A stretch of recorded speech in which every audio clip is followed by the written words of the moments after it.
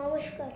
আজকে আমার নিবেদন কবি ডক্টর এ.সি. কর্মকারের লেখা কবিতা স্বামী বিবেকানন্দ।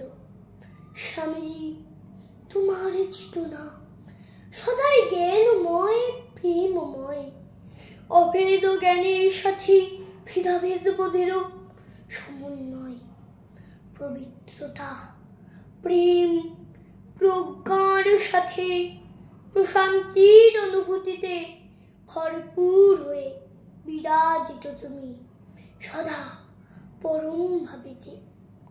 কবু ধরাতলে নেমে আসো তুমি মানব প্রেমের টানে, মানব সেবায় ভেসে চলে সদা প্রেম ভাবনার বাণী। দুঃখেতে কাতর হলেই আঁখি জলে তুমি ভাসো, যোগ সাধনাতে প্রেরণা যোগাতে যোগানন্দ বোধে হাসো।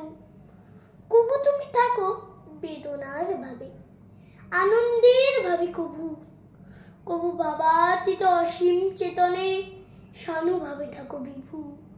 তোমাকে পরম আপন জেনেছি ধ্যান কালে ও স্বপনে, তোমার পরম ভালোবাসাতেই গোলাম হয়েছি প্রাণে। ভাবনার মাঝে কখনো তোমার ভুল ত্রুটি মনে হয়, সব ভাবনার অবসানে তব প্রেমেরই হয় জয়।